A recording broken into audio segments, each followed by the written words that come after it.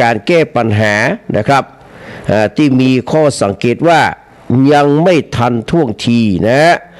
ก็เกิดคำถามโดยตรงถึงผู้นำที่ชื่ออนุทินว่าเหตุผลสำคัญที่ทำให้สถานการณ์มันนักหนาสาหัสเหมือนกับเช่นวันนี้เป็นเพราะรัฐบาลมีความพร้อมในการรับมือวิกฤตใช่หรือไม่นะฮะการขยับทุกอย่างก้าวเหมือนกับการปะผุได้แต่แก้ปัญหาเฉพาะหน้านะครับได้แต่แก้ปัญหาเฉพาะหน้าอย่างไรนั้นเพื่อว่าการพยากรณ์อากาศล่วงหน้าว่าความหนักเบาปริมาณของฝนเป็นจะได้ถูกต้องแม่นยำหรือไม่มีการแจ้งเตือนประชาชนในพื้นที่เพื่อเตรียมตัวเก็บเข้าของออกจากที่พักที่อาศัยไปยังสถานที่ที่ทางการจัดไว้รองรับหรือศูนย์พักพิงมีการเตรียมพร้อมไว้นักน้อยเพียงใดหรือตั้งขึ้นนะครับหลังจากอพยพคนออกมาได้เพราะหากมีการแจ้งเตือนตั้งแต่เนิ่นๆว่าหาดใหญ่และพื้นที่ใกล้เคียงมีความเสี่ยงถึงขั้นสุดประชาชนก็คงบัดตกค้างอยู่ในบ้านเฮือนอย่างหมดความหวังจำนวนมากที่ร้องขอความช่วยเหลือกันจ้าละวันรถยนต์และทรัพย์สินมีค่าคงบ่เสียหายอย่างนักจนกระทบต่อระบบเศรษฐกิจทั้งเมืองหากภาครัฐมีแผนรับมือทั้งระบบ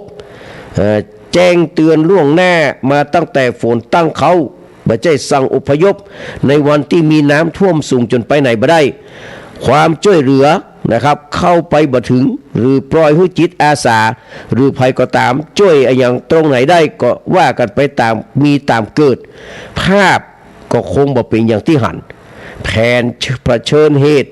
โดยเฉพาะจากภัยธรรมชาติแบบบักคาดคิดเช่นนี้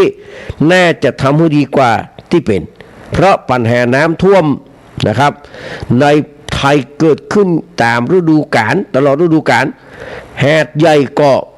น้ำท่วมมาเป็นระยะเวลาหลายสิบปีมาแล้วถ้าว่านักแบบนี้บ่เคยมีและดันมาอยู่ในช่วงที่รัฐบาลบ่พร้อม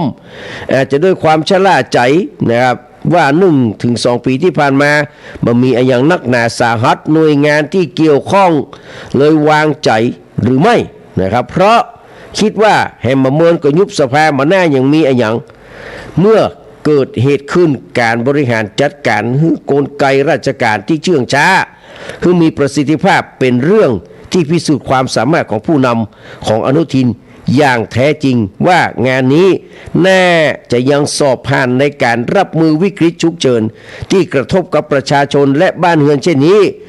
สะท้อนชัดจากประสิทธิภาพในการแก้ปัญหาการช่วยเหลือพี่ประชาชนเพราะว่า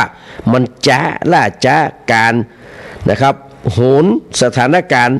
นะครับลงพื้นที่2 วันติดต่อกันควงตะหลิวนะปากแป๊บทำกับเข้าในวันที่คนเดือดร้อนแสนสาหัสจนกระแสตีกลับว่าเน้นภาพมาเน้นผลสำฤทธิ์ในการคลี่คลายปัญหาอีเวนต์หาคะแนนของนักการเมืองแถวนี้น่าจะสูญพันธุ์ไปจากประเทศไทยได้แล้ว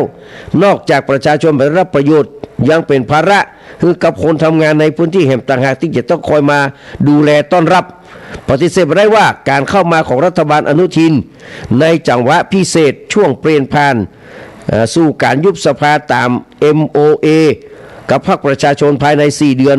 บ่เกิน31 มกราคม 69นะกับการแก้รัฐธรรมนูญโดยเฉพาะพรรคส้มพร้อมคำให้อยู่ครบ120 วันโดยเหตุด้วยเงื่อนไขที่รัฐบาลอนุทินเผชิญจึงเลี่ยงมาได้ที่จะกึดถึงการเมืองและความเป็นอยู่นะครับซึ่งนั้นจะเกิดขึ้นนะครับแบบน้ำท่วมเนี่ยคือไปดูปัญหาความอยู่รอดของตัวเองนักกว่าปัญหาบ้านเมืองที่มันนักหนาสาหัสซึ่งเมืองมันจะเกิดขึ้นเหมือนกับหาดใหญ่เนี่ยแต่ว่าด้วยอนุทินนะครับจะหันแก่ตัวก็คือจะคิดถึงพรรคและคิดถึงตัวเก่ามากกว่าว่าจะได้ปิกมานะฮะความมาแน่นอนของรัฐบาลเสียงข้างน้อยดำรงอยู่เสมอหากพรรคเพื่อไทยยื่นยติเปิดอภิปรายบ่ไว้วางใจอนุทินก็บ่เสี่ยงอยู่แล้วพร้อมจะยุบสภาก่อนกำหนดสมาธิจึงโฟกัสไปที่การเมืองและการเสริมทัพเลือกตั้งเพื่อกลับมามีอำนาจแห่งเตื้อนึ่งเป็นหลัก ในทางการเมืองภูมิใจไทยความเก่งกาจทางการเมืองนั้นไม่มีไผเถียงแถมได้รับแรงหนุนจากผู้มีบารมีระดับ VVIP นะ VV สองตัวนะ VVIP คือตายแล้วนะแต่พอเผชิญปัญหากับวิกฤตบ้านเมืองความสามารถในการแก้ปัญหาอย่างเป็นระบบก็อาจจะเป็นความสามารถคนละชุดที่ใจชิงความได้เปรียบกับคู่แข่งทางการเมืองมัดวิกฤตน้ำท่วมหาดใหญ่จะเป็นแฮมแบบบาดแผลดึงซึ่งเป็นบาดแผลใหญ่ทางการเมืองของอนุทินในสายตาของผู้ประสบภัยในพื้นที่และคนที่มีอารมณ์ร่วมทั่วประเทศเปิดช่องให้ถูกโจมตีในช่วงที่กำลังนับถอยหลังสู่สนามเลือกตั้งปี69อนุทินจะพลิกวิกฤตเป็นโอกาสได้หรือไม่หรือนำรัฐบาลไปกับวิกฤตนะครับโจมไปกับวิกฤตจากนี้มีอย่างฮื้อพิสูจน์แถมนักงานนี้ต้องวัดใจคนใต้และคนทุกภาคพอหันฝีไม้ลายมือ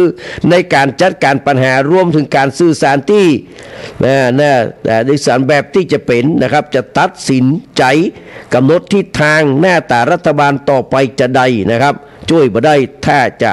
ง่าวนะครับแล้วก็เลือกปิ๊กมาแหมอันนี้ผู้ฟ้าสุรเดชเปิ้นว่าเอาไว้นะครับก็คงจะได้ถึงเวลาที่จะได้กล่าวคำล่ำลาเนอะนะครับคำล่ำลานะครับคำล่ำลาพี่น้องก่อนนะครับวันพรุ่งนี้นี่ต้องดูที่วัดผาบองเพื่อจะมีกี่โมงนะครับเพื่อจะมีกี่โมงนะครับถ้าว่าผาบองวันแล้วสัก11 โมงปลายเที่ยงนี่ก็จะปิกมาจัดรายการอยู่เนอะแต่ถ้าเปิ้นขึ้นไปเหี่ยวประจ้าตัวนี้อาจจะไม่ได้ปิกมานะว่าอยู่2 กำเนอะครับวันนี้มีโจกมีใจขอบคุณทุกคนทุกท่านครับที่รับฟังนะครับเพราะผู้พันไปไหนไม่ได้นะครับเพราะเลี้ยงลูกเลี้ยงหลานอยู่ที่บ้านนะครับก็ขอบคุณทุกเสียงทุกสายที่โทรมานะครับแล้วก็ที่ติดตามรับฟังรายการกราบนมัสการขอบพระคุณท่านพระครูสมุวิสุวัฒน์วรกิจโจเนอร์ที่ได้ลิงก์สัญญาณไปยัง 104.50 เมกะเฮิรตซ์ตุยนะครับวันนี้มีโจกมีใจนะครับแล้วก็ปะกันใหม่ครับฟังเพลงมูลแคนแก่นคุณที่ไอ้บุญทรงเพื่อนขอมานะครับจบจากเพลงนี้แล้วก็จะฟังเพลงจากสถานีเป็นลำดับต่อไปจนกว่าท่านอาจารย์วรินทร์วัฒนมงคลศิริกุลจะมาปิดสถานีครับวันนี้ขอกล่าวคำว่ากราบสวัสดีครับ